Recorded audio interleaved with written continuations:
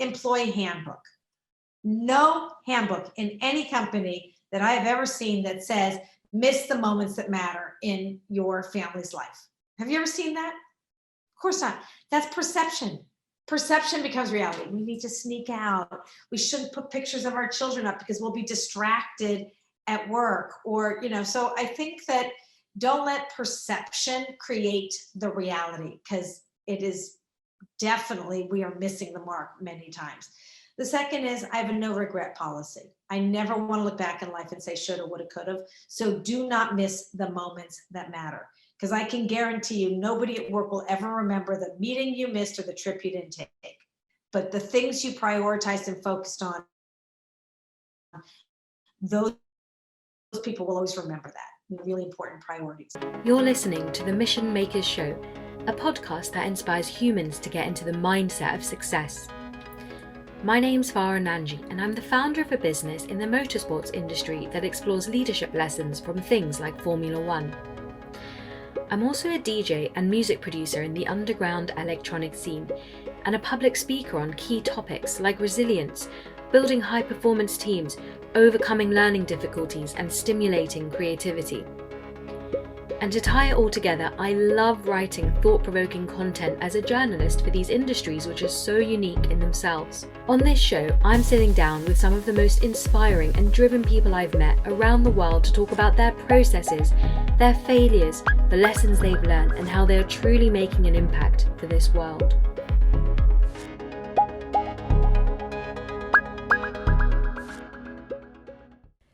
Hi guys, and welcome back to episode 8 of the Mission Makers podcast.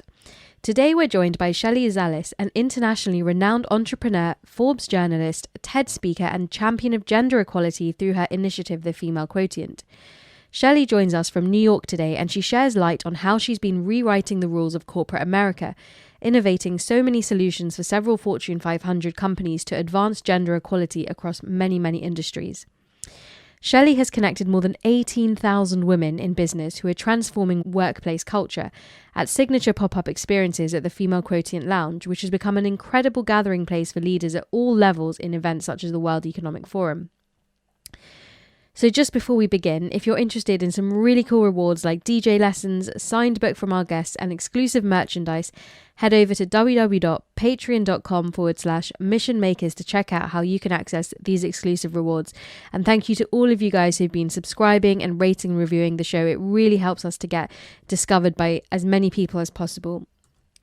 So if you haven't already, don't forget to hit that subscribe button so you don't miss out on any future episodes. Shelley, welcome to the show. Thank you so much for joining us today. How are you doing? I'm so excited to be here. I'm in New York today and you're in London. So just feeling like we're together and yet we're so far apart is always a great thing. Definitely. Well, thank you again for joining us. We're really looking forward to sharing all these amazing things that you've been doing for so long, turning the wheel for women, as it were. So before we go into more of your journey, I want to start off by taking you back to the beginning. I know that growing up, you were one of 4 girls. So looking back and reflecting on what's been a remarkable life, do you think that there was anything about the sisterhood that you experienced that went on to inform the life and the work that you currently do? I actually think so. And I didn't think about it until very recently. Being one of 4 girls, number one, my parents raised us to respect and value one another. We are all so similar in our morals and our values, yet we're all different. And so realizing that our differences is our greatest strength, and that my mother really instilled confidence in us at a very young age to believe in ourselves. And she used to say, if you don't believe in yourself, no one else will. And so no matter what, we always felt so beautiful. And that's when I coined the phrase, confidence is beautiful, really understanding that I grew up with unconditional love and acceptance and pushing us all to be the best that we could be. And believing that about ourselves, number one. The second, which I found really shocking, I must have been 30 years old. I'm now 59. My mother was the senior policy advisor for Pete Wilson, the former governor of California. And she was the first in the world to create the first conference for women in the state of California. And so now looking back at what we do, where we do pop-ups, bringing conscious leaders and women, supporting women together, I think, wow, that must have impacted me, because that's what I do today. So who knew at the time the impact that it would have on me today? But tremendous impact of support, love, hope, light, and confidence, really. That's a beautiful message. And so talking about that, the meaning behind your name, Shelley, is very peaceful, translating to meadow on a riverbank. But what I found really interesting was that this name is almost exclusively only now given to females after historically being a male name. Do you feel that in some ways it was then a subconscious calling for you to champion the level playing field for women? No, you know what? I had no idea that I was going to be in the business of equality. I was in the business of market research, and now I'm in the business of equality. I was the only female CEO, top 25 in my category, my entire career. But I really never thought about a gender issue or a gender bias, even though I am sure if I go back to my 20s and 30s, I'm probably owed a ton of money from the corporations that I worked for, because I never thought to question, was I paid differently, than men for the same job. But what I did know early on in my career was I thought differently. I acted differently. I believed in the power of relationships, not just being an order taker, not just doing a deal, but knowing people. Business is not about a corporation. It's about people and trust and creating that relationship. So I always knew that I thought differently, but I also knew I was never in charge. And so my way was never going to be the new way. I had to follow legacy leadership. But I also never thought about Shelley or Sheldon. And, when you think about you're supposed to change your name on a resume, like fake them out and think they're hiring a guy so you have an increased chance of getting hired. And I'm like, why? I'm going to fake my name, go in as a man so I have a higher likelihood of being hired, and then say, surprise, look what you got, instead of get our differences to stop being invisible, but becoming way more visible. Why can't we start showcasing the feminine with the collaborative, the emotive, the nurturing, the empathy, the passion, the compassion, the resilience, all of these things? Why are we hiding that? And so I am Shelley. I'm happy for it to be a female in any, country, language that we have it, and not pretend that I am not who I am or hide what I think are the greatest qualities of leadership today. Definitely, it's about being authentic, and particularly in a time of crisis, the skills that you mentioned are the ones that we desperately need as a planet. So early on, you attended Barnard College in New York, which is, of course, famous for being founded in response to Columbia's university to refusal to admit women, sorry. So what do you remember about these university days, and how do you think the education system matches up with the rest of society in the way that they apply the principles of equality? It's interesting. When I went to Barnard, it was Barnard College for Women, Columbia College for Men of Columbia University. But you could choose your courses on the Columbia campus or on Barnard campus. So it wasn't like we were just on Barnard campus. And so I found myself at the age of 20 choosing to live on Columbia campus, to take all my courses on Columbia campus. And I really did not understand the power of being part of a school for women. I did not understand it at the time, and how you really can discover what makes you what you're passionate about, and follow your heart, and choose the courses that you want. At the time with STEM, science, technology, engineering, and math, which when I was, in college, it was mainframe computers. It was not PCs and little Macs. We did not have this at all. And had I been in a class filled with women in STEM, maybe there would have been more women in college going into STEM careers, because a lot of the women don't want to go into STEM because it's filled with men and it's fairly intimidating.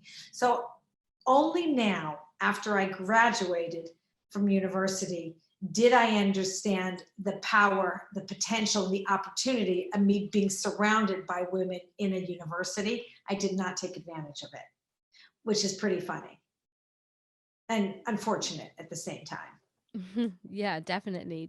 But things are obviously changed massively. So it's interesting that that you weren't really thinking about it at the time, but it's now formed such a big part of what you're doing. Well, now it's Barnard College for Women, Columbia Co-ed College. And so going to Barnard is now a choice. You opt in for, going to an all-female school. At my time, it was a default. Now it's a choice.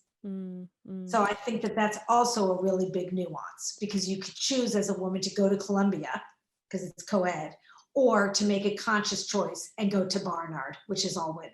Yeah, Then definitely. you didn't have a choice. And I mean, education systems obviously is changing so rapidly right now as we speak. What are your thoughts on that?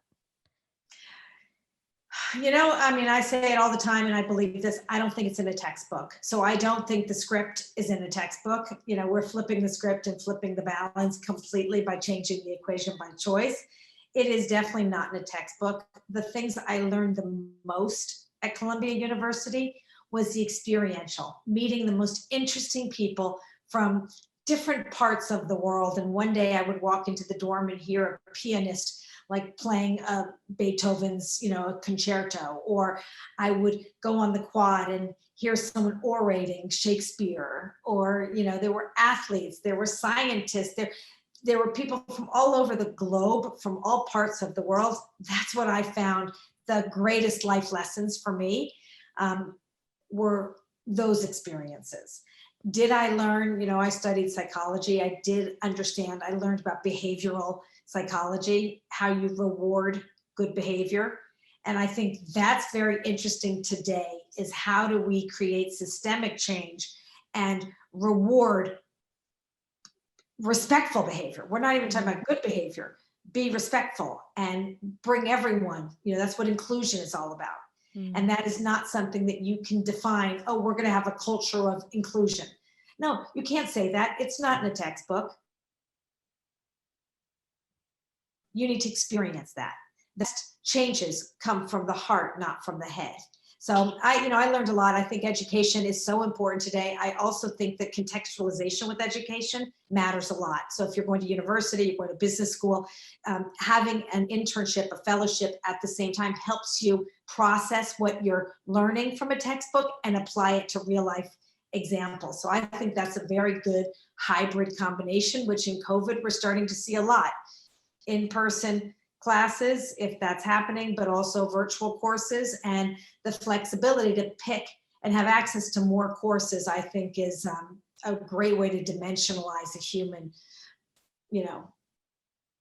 being. Yeah, definitely. I can definitely relate and resonate with that, because my university was, I think 90% of our students were international. And that's the best way that I learned about. My course was global business management, but actually the people was what really gave me the insights, which you can't learn unless you go and live in all of those countries and interact with all of those different people, about truly how the world is globalized and how people do, what different cultures, have. And also what you're sort of saying in there about the experience, because yeah, definitely, like the best way is to take what you're passionate about and use your university as a time to just experience and make those mistakes, because once you commit yourself after uni, it's harder to go back and then switch gears and change. So I love that. And I think, yeah, I hope that's the way that the education system will change from this crazy time that we find ourselves in.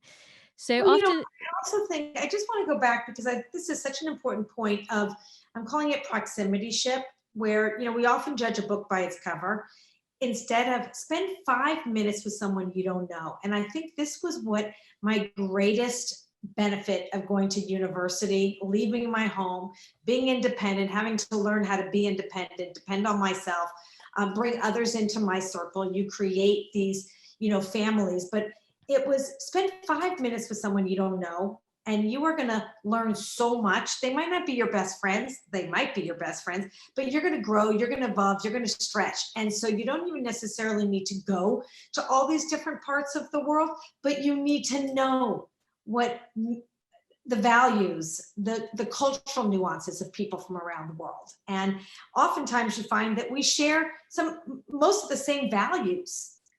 And then it's that point of differentiation that if you embrace it and bring it in and surround yourself with people not like you, that's when you look back one day and say, wow, look how far I've come. Look how much I've grown. Look how far I've stretched myself, pushed myself, and my, my head like blows up with amazing new dimensions that I never would have experienced before. 100%, 100%. That we are so different and diverse as a species, and we cannot just surround ourselves with the same. And the internet is really one of the best things about this particular time, to have that school of thought as well. And actually, it's sometimes it's scarier to think, let me talk to an absolute stranger for 5 minutes, to break that comfort zone. And it's so important to challenge yourself and find commonalities with people, with humans, essentially. So I love that, and I definitely agree. So after a number of years actually working in research, where you were so successful, you decided to switch gears and set up the Female Quotient to advance equality in the workplace. So talk to me a little bit about that. What was the sort of light bulb moment that led you towards spearheading this movement?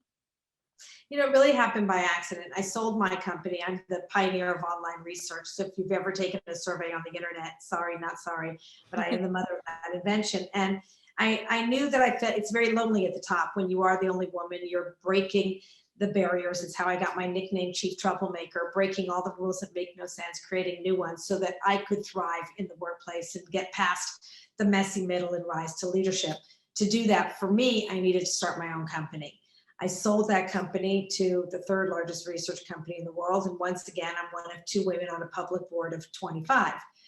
And, knowing that, I've been told there's no room for emotion in the boardroom, or I push people out of their comfort zone, or, all of those things. And, you have an option of agreeing and becoming what you're not, or breaking the rules like I did and creating the new ones so that I could bring my best self to the workplace and also lead by example, like flip legacy leadership. I wanted to create a new form of what we believe leaders should be. And so it really happened by accident. And I talk about all of my most important moves have been heartbeat moments, not cognitive, not rational, not justified, but you follow your heart, female intuition, all of those things that, we talk about all the time. And I just wanted to bring the research industry into technology. I wanted to go to CES, the Consumer Electronics Show in Las Vegas. I heard there was 150,000 people, less than 3% women. Intimidating. Put me in a market research conference anywhere in the world, I'll know someone. I've been in market research 35 years. Put me in technology, I'd know no one. And so I have two options: don't go, or do what I did, invite a few girlfriends. And I told them to invite their friends. 24 hours later, 50 women showed up. We walked the floor together. Two remarkable things happened. One, every guy's head turned, like, where the heck did all you women come from? And that's when we coined the phrase power the pack. A woman alone is power. Collectively, we have impact. It was this whoosh. It was just this moment where you walk in and you just feel like you dominate. You own the room. We owned the room as a pack. And the second was I was surrounded by people just like me, work-life balance issues, perfection issues, imposter syndrome, all of those things that we struggle with, too bossy, too emotional, too this, too that.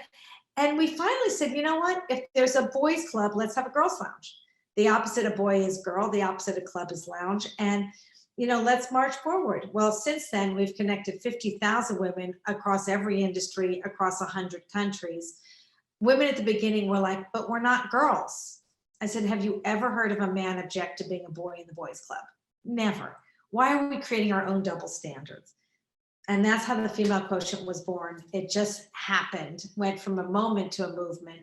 Now we've evolved Girls Lounge to Equality Lounge so that it's a leadership challenge to close the gaps, not a female issue or a female challenge. And, we are helping Fortune 500 close the equity gaps and really advance all women in the workplace from where they are to where they want to go and helping them get there. That's incredible. In that journey, what have been some of the hardest types of people or mindsets that you've encountered, to change perspectives? Change happens if you choose to make change. We can, we have historically been admiring the problems for so long, talking about what we're going to do, signing pledges and petitions. To me, that's a surrogate for not doing anything. It's about action. And I don't care if it's a little step or a big step, but keep making steps forward. And so, the mindset of those that are this defensive, that I'm doing the best. Change is really hard. And a lot of people don't want to change because we always say you got to fail sometimes to grow, right? Failure leads to your greatest successes. A lot of people are afraid of failure. And it's not even failure, it's just making a mistake.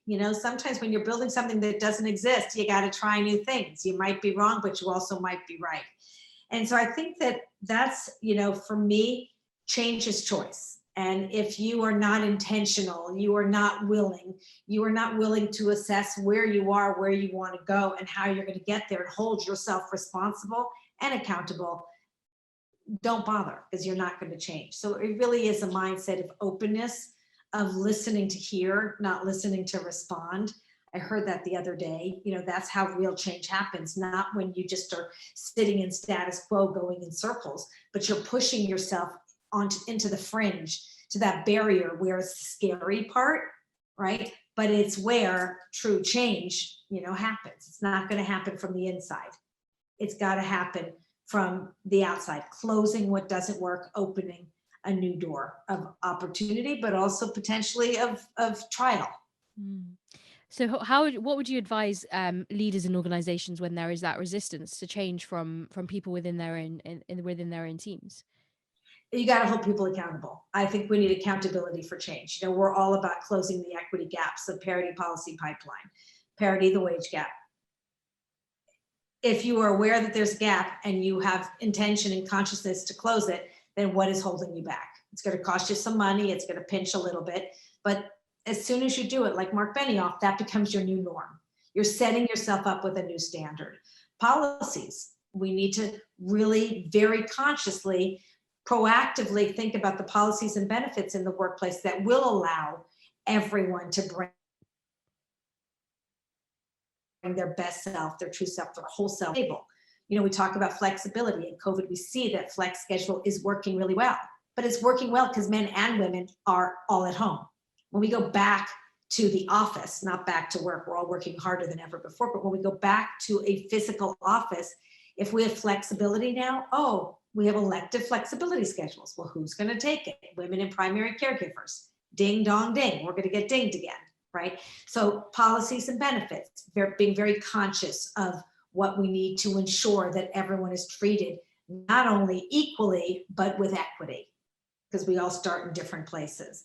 And then when we look at pipeline, we've been filling the pipeline, but how do we create the pathway to leadership, which is where we typically see women and women of color disproportionately being impacted, at the primary caregiving, stages of their lives.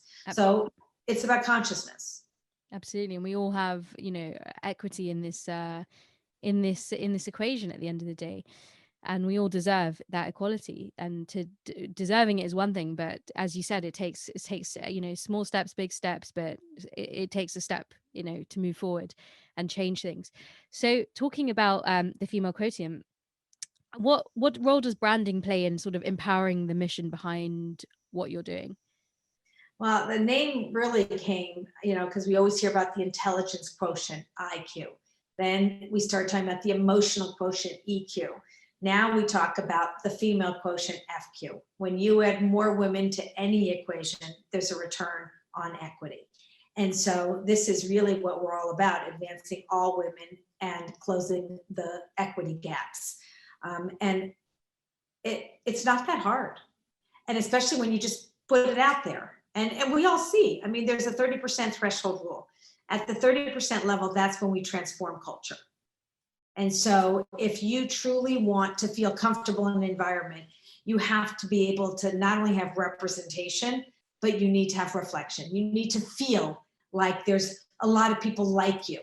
Not everyone, but you need to feel comfortable that there are others that are like you inside of an organization. That's when culture happens. And so it's not about leadership from top down. Culture is something that is shared with values of the people that make up a culture. People make up a culture. A brick wall is not culture. The name of a company is not a culture. It is the heart and soul of the people inside that all come together and play as a team, a value add collective team. Definitely. So what are some of the ways that you guys are keeping this culture alive in a virtual world right now? I mean, we have check-ins every week, so our whole team is getting together, and sometimes it's not just about talking about work, it's talking about how you are. And one of the things that we spend a lot of time talking about, it's okay to not be okay. We all put these walls up to hold it all in and pretend everything's fine. This has been I mean, of course, an unprecedented year. It's been really a tough year. And, we can all stay strong until we're not, until you fall apart. So, we really encourage everyone to take the time that they need. I can't force anyone to take time that they need. That has to come from within. We talk about, oxygen on an airplane. You got to put it on yourself first. So we need everyone to be healthy for themselves before they can, obviously help others. And cut out some Zooms, do walkabouts, go back to the phone, walk around your block, smell the roses outside, get some fresh air every once in a while, because I think we're all in Zoom fatigue right now. And make sure you don't assume that someone doesn't want to hear from you. If you know that there's someone that is living alone and dealing with all this by themselves, pick up the phone and just say hi. Whether they want to chat or not, let them know you're there. I think that goes a long way to supporting one another, which we all need right now. So we encourage that within, our company. And, we're a company of 99% women. So we have like a very nurturing, everyone is a mom, even though they're not all moms, they don't have children, a lot of them, but we all take care of each other. We're one big family, the good, bad, and the ugly. We look after each other. That's incredible. I love that. And that leads me quite nicely to my next question, which we sort of talked about earlier, but now knowing that sort of 99% of your company is female led, what in this sort of crisis, what have you seen? What do you think are some of the key things that have stood out to you about the power of feminine leadership and how that might be helping sort of transform or transcend, let's say, this time? Yeah, it's a really good question. Well, we see the countries that are actually the most proactive with COVID, that have done the best, are countries run by women. And so if you think about the feminine qualities, compassion, empathy, passion, resilience, nurturing, those are qualities that are caregiving qualities. And caregiving is still by default predominantly women for the most part. When men are primary caregivers, they will have the same challenges. But those are the greatest qualities of leadership today, and those are qualities of caregiving. And yet we're losing our best leaders to caregiving. So what we are finding, if you actually Google now best qualities of leadership, you will see empathy coming up as one, empathy and compassion as top 10. I don't think we've ever seen that before. So we need to make those invisible skills quite visible. Those are the soft skills that are hard to quantify, and yet, because they're not measurable, they're not the masculine, decisive, linear, aggressive, analytic. They are the soft skills. And so how do we quantify the value of soft skills and hold people accountable for those skills? And by the way, even start interviewing with those skills in mind. I'd love to see a job description. We're looking for an empathetic, charismatic, collaborative, visionary leader that can deliver a great ROI. How about that? Pick me, I'll take that any day.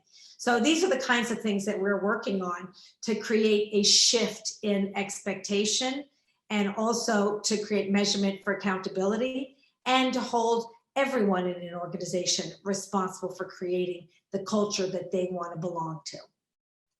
Absolutely. And I think this time has really, enlightened people as to why most C-suite leaders value those soft skills more than any of the hard skills that we can develop, because that's what will carry us through and allow us to survive and thrive, particularly in this moment.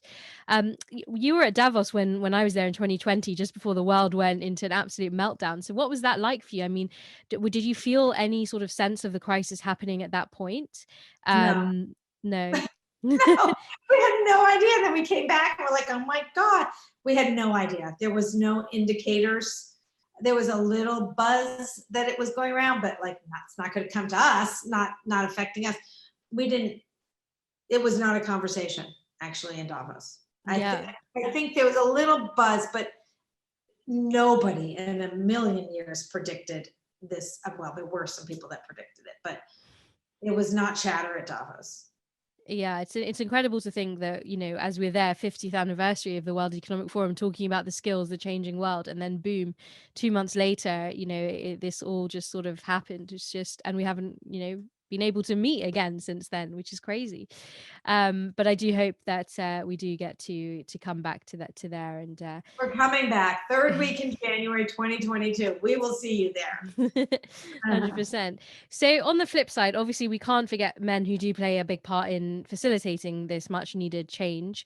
And I'm sure you get asked this a lot, but what sort of message do you think it's helpful for us as women to put across to our male counterparts, be it our husbands, our partners, sons, brothers? Yeah. Well, first of all, number one, equality starts at home. So partnership, shared, if you have a double income family and you're raising your children, partnership starts at home. Equality starts at home. Sharing the responsibility starts at home if you want to have two successful working parents. So I think that it really is shared parenting is very important, number one. Number two, gender equality is not a female issue. It's a social and economic issue. So I don't even refer to it as, when people talk about male allies, I'm like, we don't need male allies. It's leadership. Leadership, though, is by default men. Caregiving is by default women. So I just talk about it as a leadership issue. We don't need male allies. We need leadership activists. I don't care if you're a man or a woman, if you are leading the charge where you get to make the choices and the decisions, then I hold you responsible. I hold me responsible. I hold us all responsible. So I think lexicon matters. It is not about male allies. It is about leadership activists. It is truly about all of us taking responsibility for the changes that we want to see.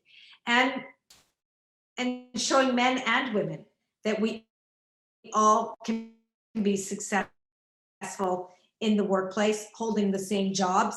It just does require a little more flexibility for primary caregivers that tend to carry an unequal, or as Eve Rodsky says, the invisible work that is not visible. We need to make it visible and then accommodate around it so that people could thrive at home and at work. Definitely. And actually, as you're saying that, it sort of really struck a chord with me, because literally what our podcast is about, the name Mission Makers, we're all, we all have a mission. We all have some level of responsibility and leadership within our own homes or our professional environments. And yeah, it's very, very interesting and true what you say. So how much of future progress do you believe will come down to people sort of recognizing the similarities of our struggles, as opposed to focusing, we seem to be in this world focusing on things that separate us, but how much do you think it is really about recognizing that we as humans, as you said, have shared values? There's not that much that makes us so different in the end. I honestly think it's not hard at all, because I don't think it's about people seeing the value. I think it's about closing the gaps and filling the pipelines and having more of everyone. And once you do that, that's where that's where you see change. Closing the pay gap. If companies, we created a free tool with Citi. It's an advancing equality calculator, where leaders, C-suite leaders, could put 3 numbers in: the average salary, men, women. What is it? You'll find the delta. Then you have a choice. Do you want to close it or not? The policies and the benefits. We have choice to create new policies and benefits that life stage accommodate, that create proximity shifts so people get to know one another. We can share the values, looking at complementary collective value systems. That's what makes team. We can look at the pipeline, fill it, but also create the education to upskill, the benefits to upskill to get to leadership. It's not that complicated. It really is what we keep talking about. It's called choice. Everything in life is choice and prioritization and focus. Focus on what you truly want to see the changes to be. There's so much junk in the trunk. We have so much junk in the trunk, but we keep adding more junk to the trunk because it's easier to add than to take something out, right? None of us like to throw things out. Throw out the junk in the trunk so you have room to put new stuff in. And don't be afraid to try new things. This is the perfect time. Unprecedented times mean we can create new precedents. Like, this is a great moment. When we talk about self-reflection, for me, it's a great moment and it's a hot moment. Doesn't need to be 10 years. It's a hot moment. Clothes, get rid of the junk. We know what we want to get rid of. Clothes we're not wearing in the closet. Throw it out. Give it away. Give it to people that need it. Get rid of that. Number one. Now you have all this freedom and money and resources. So pick and choose your priorities, focus, be conscious, close. Not hard. I agree. It's, it is comes down to it's a choice, and we've made it so much more complicated than it needs to be to just make the easy and simple choices by adding on more stuff, as you've mentioned here. So you famously spoke about wanting to break the rules of corporate America in a TED talk to rewrite the rules of the workplace. Were some of those first three rules that you wanted to break? And do you believe that we have to master the rules first in order to break them? No, I think when you master them, they're harder to break. I think that it's not even about undoing.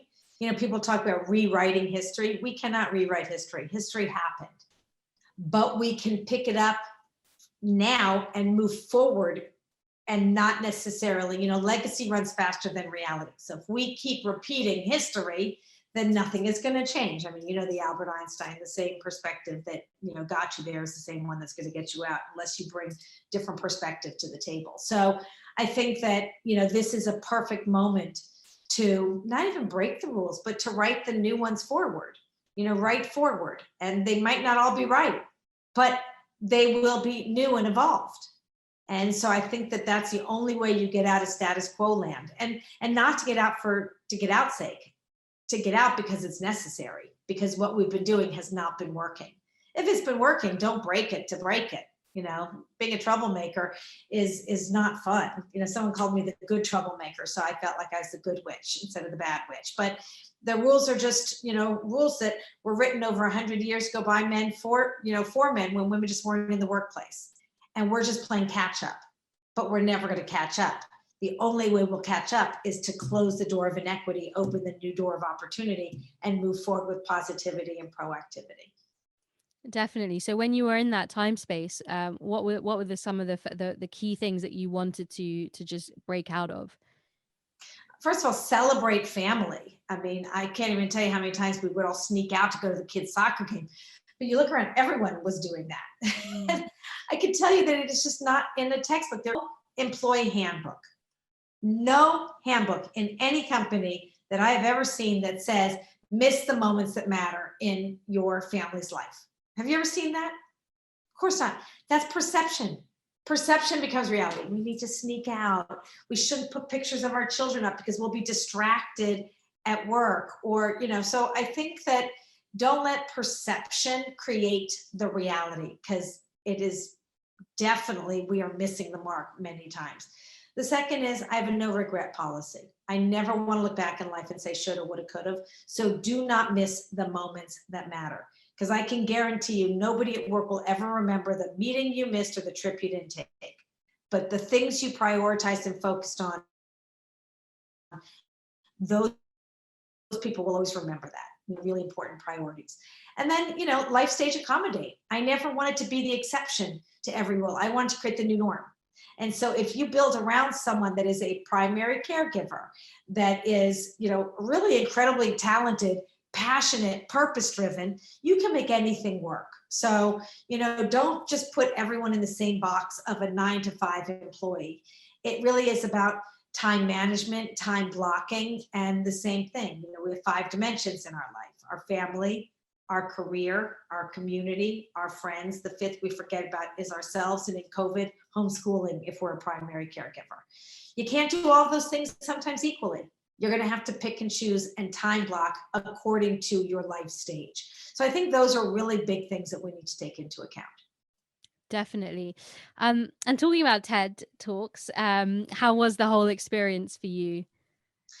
It's so funny you asked me that. So, I speak around the world, so TED Talk should not be scary.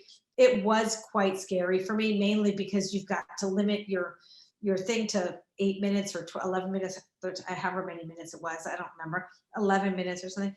And there's no script, and there's no, they rehearse for a really long time. I'm not that person. I'm ad lib and I just go follow my heart. So little scary, especially when I told him I'm not going to rehearse. And then I'm 59. It was when I was in the height of menopause. It was it's a taboo topic, menopause, but it is so true. So we need to talk about it. And I was taking some hormone pills to balance my hormones, but it makes your mouth really dry. So I stopped taking the medicine for like a week so that my mouth wouldn't be dry. I get on the stage and you're standing in a red circle.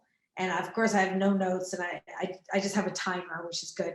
Standing in this circle, no water. You're not allowed water on the stage. And my whole thing was around breaking the rules. I get up there for the first 6-7 minutes, I'm talking about breaking the rules. And then my tongue got stuck to the roof of my mouth. It was just stuck. My mouth was so dry. The hormones were kicking in. And so I look at the audience and I was thinking, I have to say this is a menopause moment, but I thought, oh my God, they're going to pull me off the stage. So instead I say, well, I'm about to break one of the biggest TED rules in history. I don't even think this has ever been done, but I really need some water. And so I walk off the stage, I get some water, I come back, and I'm like, now that's called breaking the rules. It was pretty funny. So it was a little intimidating, I have to say, but I'm happy I did it. Yeah, for sure, for sure. I did a TED talk once as well, and it's interesting what you say about the preparation, because one of the crazy things that I found out was that I only had 6 weeks to prepare for my talk, and I did you have a long time, or was it quite a I short didn't short time? prepare. I had 6 weeks, but who has 6 weeks, Yeah, and you keep having to go through it. And I just did not have that bandwidth. yeah. So I didn't have that anxiety, but I probably had the anxiety that I didn't do the 6 week preparation, Mm, mm. even though I'm better not preparing, but you think you're supposed to prepare for the whole 6 weeks they give you or whatever. Yeah, I mean, what did you write anything down, or did you completely free flow and freestyle the topic? I think I gave them like 3 charts or something. I think it was like 3 charts. It was nothing. What was your talk on? It was about so the talk's meant to be 18 minutes maximum, and my talk 18. 18 minutes. My talk was about rewiring the brain through learning difficulties, because I have dyspraxia, which is a motor coordination delay. And funnily enough, I'm doing music and motorsport, which are two heavily coordinated things. Wow. Um, it was fascinating, and actually it was in Luxembourg in the Philharmonic Hall. So when I found out it was going to be in this Philharmonic place, I was like, I mean, can I do a sort of music performance around it, to because it's one thing talking about how can music help you, blah blah blah, but then to really actually put into practice what I'd been saying. And so they allowed me to do a performance, but of course that meant having to cut down even more of the speech prior to that. And it was very as you say, you're a public speaker, you're used to stages and audiences, but I don't think much can prepare you, because to a stage like that. That's And amazing. it was What did you do? Did you compose as uh, a, what so did you do? what I did was I bought my machine drum set, electronic drum set, and I had a song that I had composed. I have to send it to you. Is a very calming sort of meditational. It had all these amazing Indian instruments, like the Oh, flute. I would love that. We have a dinner in India coming up. Oh wow, that's We need amazing. to tie you into that. That'd be amazing. For sure, that sounds incredible. I'm very inspired by like the Indian instruments. So I use this ney instrument, and then Guitar. absolutely love the sitar as well. So just really mystical and very calming and transcendent instruments, but then backed by a very hypnotic electronic beat. And so yeah, it was so I was more nervous performing the music, actually, which actually is a surprise, because I DJ everywhere. It's just not.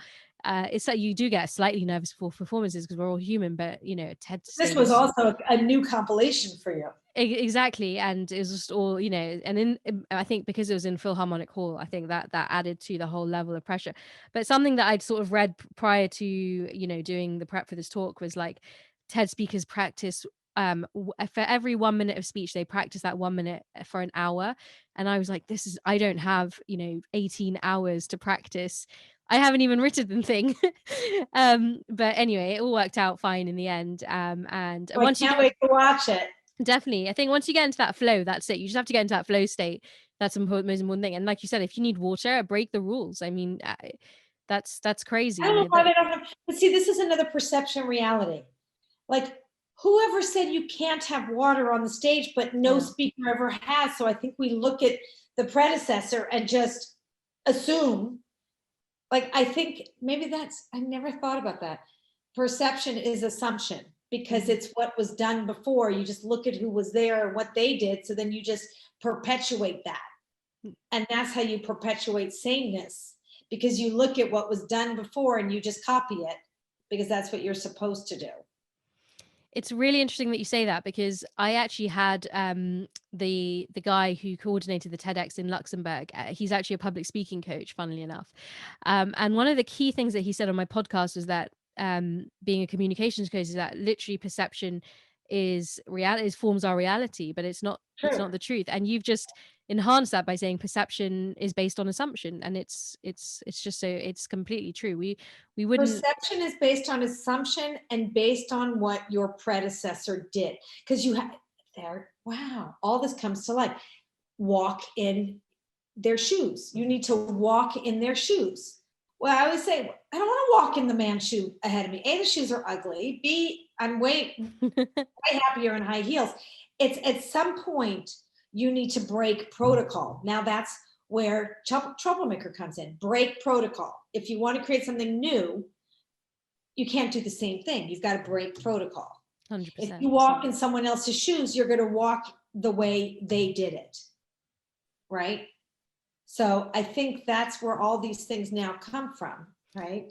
And you can't ever really walk in someone else's shoes anyway. I mean, No, authentically and consistently, no. Yeah, exactly.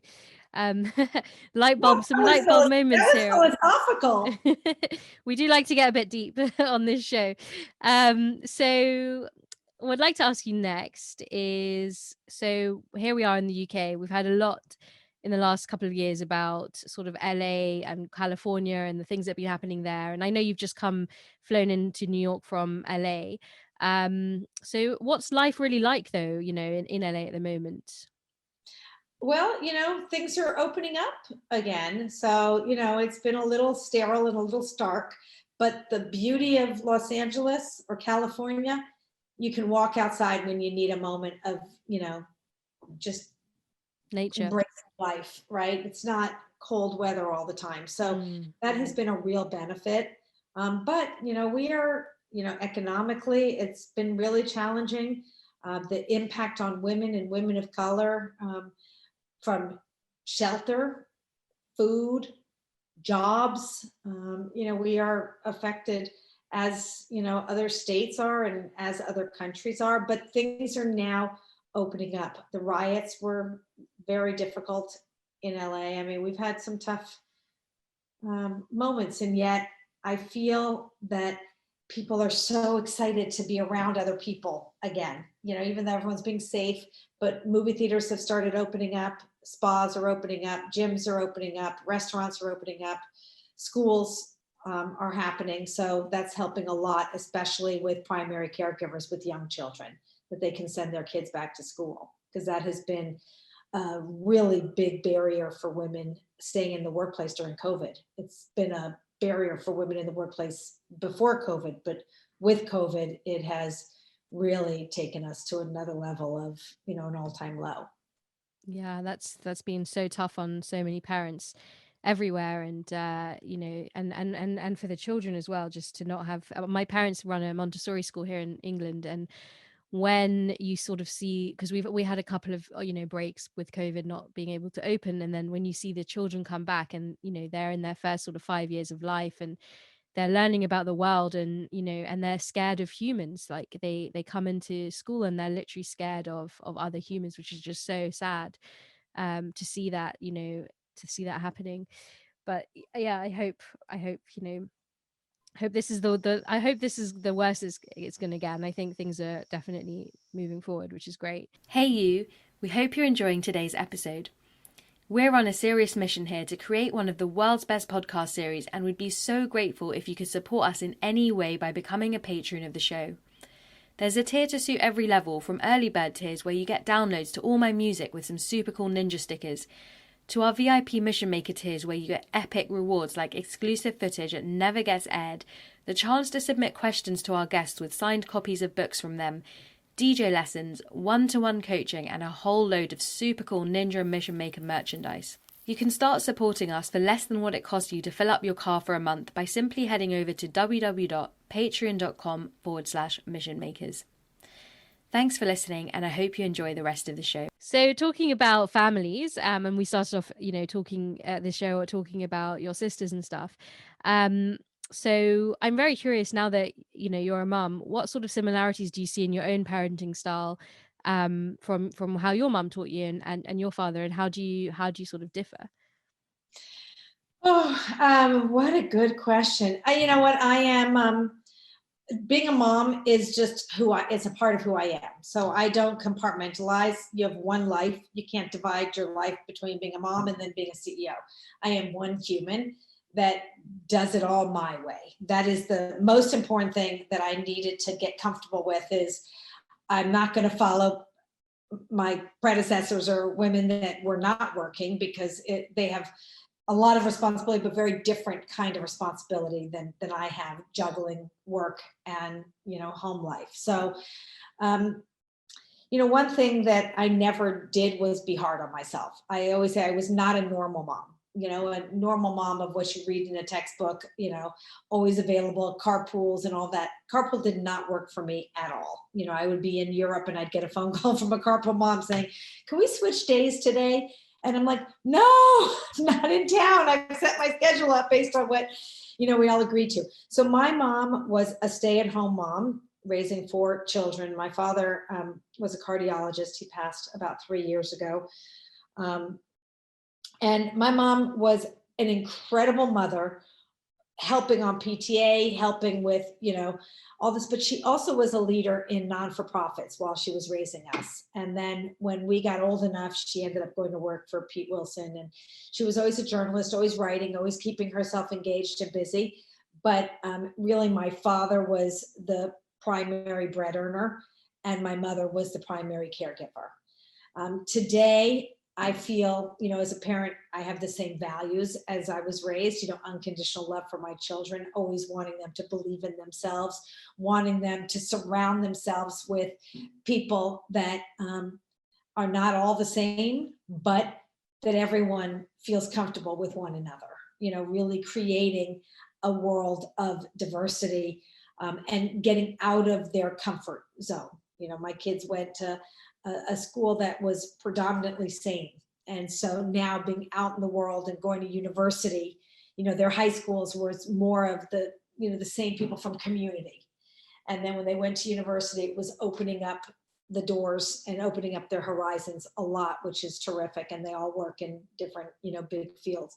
So I think same from my parents, unconditional love, confidence, believing in my children, encouraging them to do the same.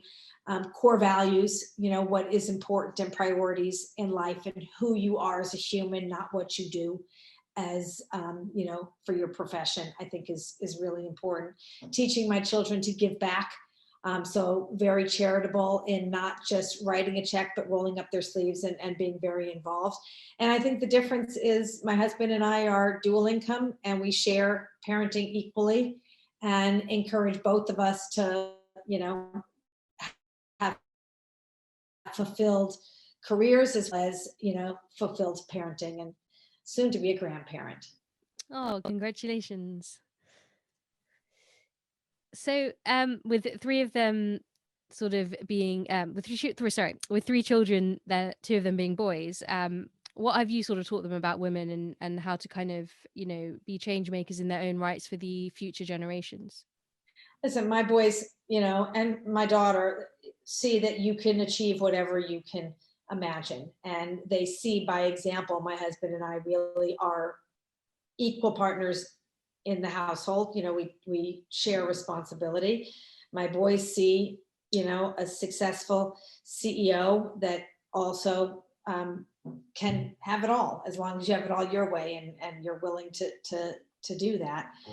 So I think that that's what they expect and that's what they want from their partner. I think they've grown up seeing that we share the responsibility at home, seeing that both parents can have successful careers, and seeing or feeling, the unconditional love of being a family and together time and choice and focus. And we are a very connected family.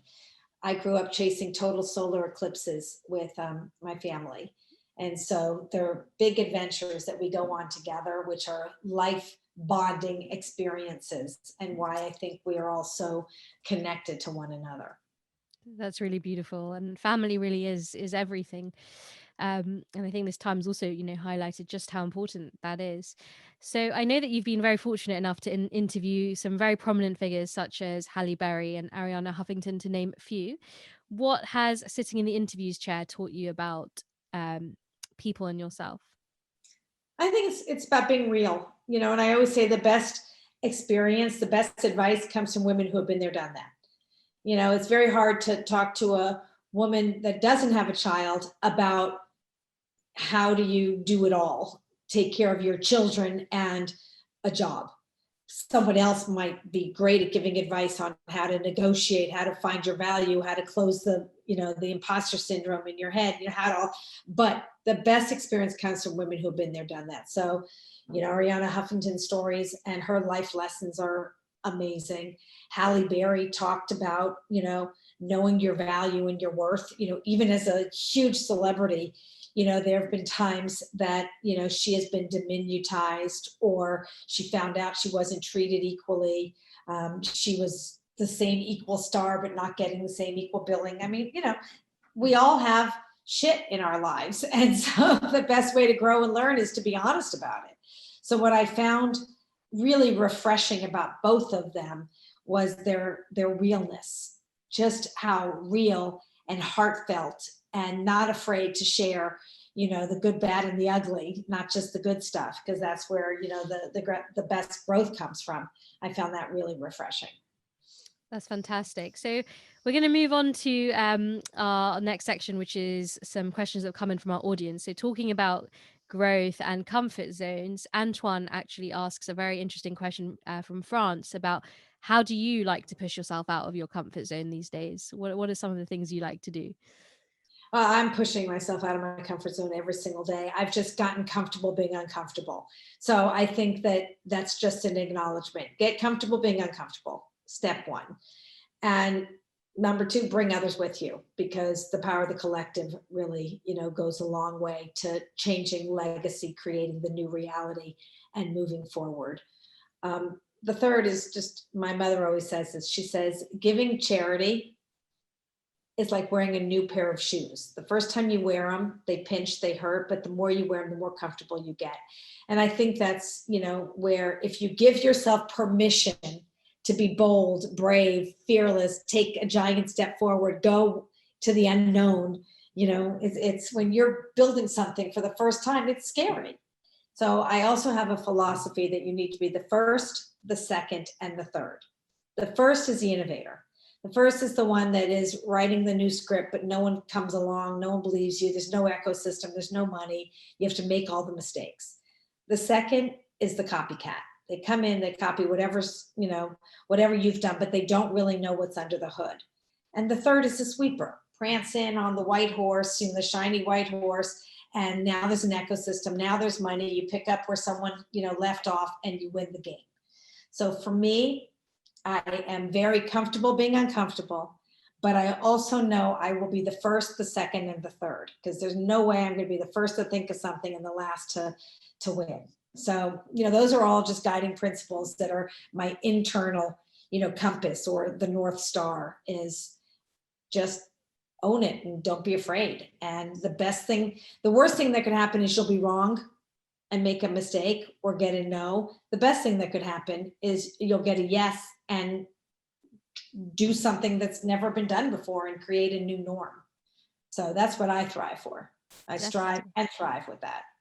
That's amazing. So I don't know if you are a fan of motorsports, but we have a question here from Jean in London, and he asks, what are your thoughts on why there are less females in motorsport? I know you've had some great conversations with people in motorsport, so there might be some things you'd It's like a to great share. question. What's really amazing about race car driving is it's equal. There's nothing, male strength does not do better than, female strength in the car. It's the agility, it's the flexibility, which by the way is a great talent for women. So it is one of those sports that is so primed for equal and to have more female everything, and not just female drivers, but female mechanics, chicanics, and women in the business of motor biking and car racing and Formula One, whatever it is. We have such a big opportunity and we need diversity. We know that diversity is good for business across the board. A couple of things. I'm the co-founder of See Her. If you could see her, you could be her. So one of the biggest problems is we need more representation. So if women would if we start sharing the stories, I share so many stories of female race car drivers that just encourage the next generation to go into it. So we need to see more representation, because representation equals reflection. Reflection creates the changes, number one. Number two, that all of our female race car drivers are waiting for is to start having Tampax on the car. Like we have predominantly, male oriented products. How about putting Tampax? How about putting, breast milk, putting baby's milk, or, putting feminine products, lipstick, whatever it is, changing the perception of what it is. So I think that will go a long way to, changing the equation. But visibility, storytelling matters a lot. And how great would it be to have more feminine brands on cars, which already say, this is a great sport for women. That's really interesting. I never thought about the sponsorship role in that sense, because I suppose they've made it all look very, very sort of, tech dominated, or sort of, different things. But there's definitely a huge space for more female products to come into the mix. I think the furthest they went really was last year with Racing Point painting the car pink, but I'm not quite sure what the impact was in terms of changing anything for women on that front, because we don't have a female, in Aston Martin now, which is the team. But very interesting. Some great observations there, Shelley. So go back for 1 second. The more we showcase these stories, even Aston Martin has Aston ladies. They have a whole group of women that drive Aston Martins. And I know so many female race car drivers. Like, this is the kind of thing where it's an opportunity. So imagine, even if it's Racing Car Green, if they put Tampax as a sponsor, or Pantene, or L'Oreal, lipstick, whatever it is, that will change the equation. It doesn't matter what color the car is. That says something without saying something. Yeah. Well, it's interesting because, Aston Martin was a brand that has gone has neared bankruptcy more than 7 times in its existence. And so there's clearly been a leadership challenge and a problem. But one of the things that I found super interesting and sad, actually, because, we all know, or, we know that women own Aston Martins, it's nothing, no secrets about that. But yet you go to Aston Martin, when you buy one, you get, given a tour of the factory. And as a consumer, you want to finish the tour of the factory, you end up in the shop and you want to buy something, right? Like that you can wear as a proud owner of a new Aston Martin. But there's nothing. For women, there's actually no merchandise line, which is for a brand in the 21st century. This is, absurd. But anyway, there is a new ownership. So let's see where the change goes. Because that is a huge flaw. But okay, so moving on to the final part of our interview, quick fire section, no more than like 60 seconds on each question. So the first one is that I know that you're a huge fan of chocolate. So if you could pick one chocolate for the rest of your life and you had to take it on a desert island, what would it be? Reese's peanut butter cups. Okay, done. Easy. You're often seen with a book in your hands. What are you reading right now, or is there something you'd like to really recommend to our listeners? Right now, Eve Rodsky, Fair Play. Okay, cool. The third one, we're back in Davos. We're opening up the FQ Lounge. What song would be playing as all of these incredible people walk in after such a crazy year? This Girl Is on Fire. Okay, cool. Next one, what are some of your favorite places to see the stars, talking about the solar eclipses that you mentioned earlier? Oh gosh. Well, these days my balcony, I go out and I find the brightest star in the sky, and that's my father. Oh, So I can find him wherever I am. I have chased eclipses everywhere. I mean, the best place to see stars is in total darkness. Oh of course. God, that's weird. I can't believe I just said that. I just interviewed the most incredible human, a paraplegic, a para-Olympian. His name is Ezra, and what his family says, he has a prosthetic leg, and he has two fingers. One is a toe on his left hand, and he's a track and field star, gold medalist. He said that there are, without darkness, there are no stars. And I just said, the best place to see stars is when it's pitch black. It's pitch dark outside.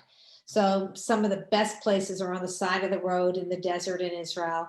I've been to Galapagos Islands in Galapagos. I've been to the Black Sea in Turkey. I've been to China. So we've seen eclipses, truly total solar eclipses all over the world. And it's magical. That's incredible. That is incredible. We are blessed with some of the darkest places here in the UK as well. And it's really just an incredible experience. So the last question is something that we like to ask all of our guests. And that is, what are you most grateful for this month? Oh, my family. So grateful for my family and having the quality time with all of them, and health and happiness, and living life in truth. Just really being real and owning the moments and enjoying every moment together. That's beautiful. That's really beautiful. Well, Shelley, thank you so much for coming on today's show. We've had such a great chat. It's left me with a few goosebumps.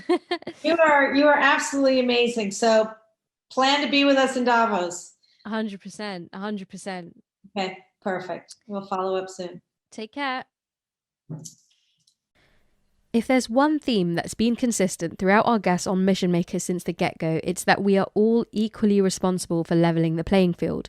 We all desire and deserve equality in everything that we do, but as Shelley and I talked about, assumptions form our perception, and that forms our reality. We don't have to accept things to be the way they are just because everybody else does. That is how the world gets stagnated and innovation gets killed. I was watching the Seaspiracy documentary recently on Netflix, and if there's one thing I urge you to do this weekend, if you haven't already, is to go and watch that documentary. Not only is it a great example of how we assume, because brands say things are sustainably sourced, we perceive that our products are fair, but it truly highlights how change begins at home and by ourselves first, and the consequences if we don't. We've got 3 more amazing guests coming on the show before this season ends. It's definitely flown by. So be sure to share the show with your friends and subscribe to us on Apple, Spotify, YouTube, and wherever else you listen to your podcast, because you definitely do not want to miss our season closes. Feel free to also reach out to me at Mission Makers or at dj.n1nja on Instagram. And if you're interested in supporting the show and getting some really cool rewards like DJ lessons and life coaching, don't forget to visit www.patreon.com/missionmakers. And thank you again for listening.